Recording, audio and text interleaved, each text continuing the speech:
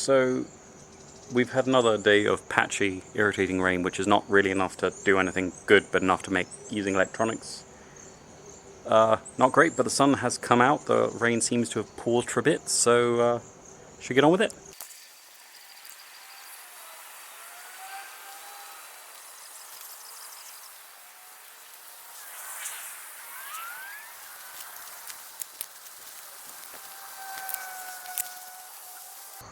So today's planting is more or less the same as day one's, so why don't I go into a little bit more detail as to why all the layers are there. So the Pachira glabra is obvious, that is a nut tree, it's something that we can actually use.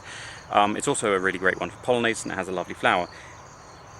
Around that, the Dracaena goes in because it provides shade for the plant initially, and unlike a lot of other things I could put in that provide shade, it's going to be very easy to propagate it by just chopping it off once it is no longer necessary there, once the Pachira is self-sustaining, and then I can plant it elsewhere, or I can pot it and, you know, give it away as an ornamental.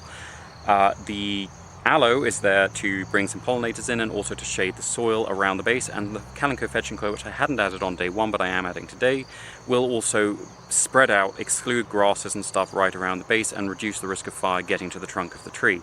The aloe's succulent nature will also help that, but more on that, the opuntias that I'm putting in the same line, once they fill out, they should be very good at stopping fires getting through. They will squash a lot of the grasses, and their wet mass, as a fire hits them, should really fizzle out a fire and let it die.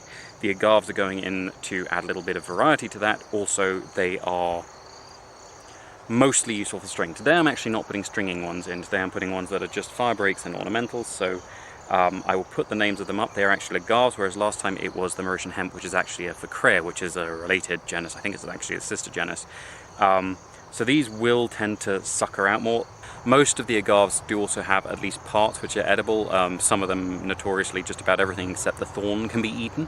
The flowers, certainly on the smaller saw-leafed aloe, should be something that can be eaten, which I am working my way up to actually getting around to.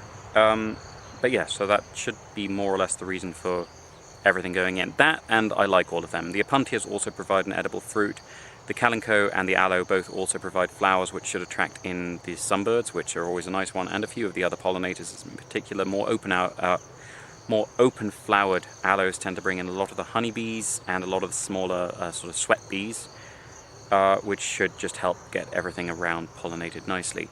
That should be it for today, so tune in tomorrow to see if I have anything more original to do.